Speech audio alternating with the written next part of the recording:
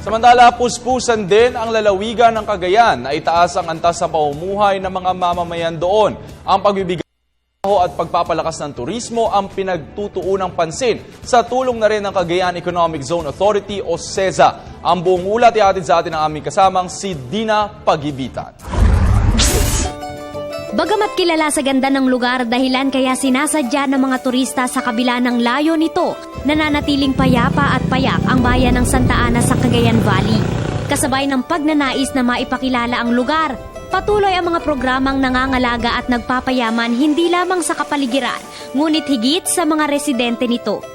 Isa ang Cagayan Economic Zone Authority o CEZA, isang government-owned agency sa nangunguna sa pagpapanatili ng kaayusan at development ng probinsya. Sa kanilang ika-19 na anibersaryo, pinili nitong magsagawa ng job fair para sa mga residenteng naghahanap ng trabaho mapalokal man o ibang bansa. Ito yung isa sa mga programa namin na siyempre natutuwa kami na madami yung na-employ sa mga kababayan natin. And ito ay isang effort para may access sila dun sa employment opportunities. Samantala, hindi kaila ang mga pangangailangang medikal ng mga residente dito. Kaya naman nagsagawa rin ang tanggapan ng medical at dental mission. Yung whole treatment na hindi lang yung yung first 2 doses or first 2 days.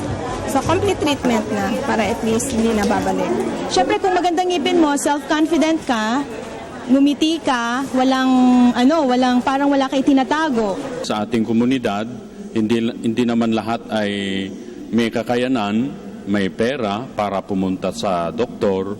So marami pa rin sa ating mga kababayan na naghihintay ng mga ganitong pagkakataon. Ang tig 200 pesos na natipid para sa mga gamot at vitamins sa mga anak ni na Emily at Maribel, gagamitin na lamang raw nila pambili ng pagkain. Kasi pag bibilin namin wala kaming pera, mas maganda na lang napupunta kami dito para makalibre kami ng gamot. Yung pangbili namin gamot, pangbili na lang namin ng bigas para may kakainin kami. Upang maging ehemplo ng pangangalaga sa likas na yaman ng Cagayan, nagsasagawa rin ang tanggapan kaisa ang mga volunteer ng Palagiang Coastal Clinic. Umaasa naman ang CEZA na darami pa ang mga turistang mamamangha sa probinsya na kalaunan ay aakit rin ng mga mamumuhunan. Para sa Telebisyon ng Bayan, ako si Dina Pagibitan.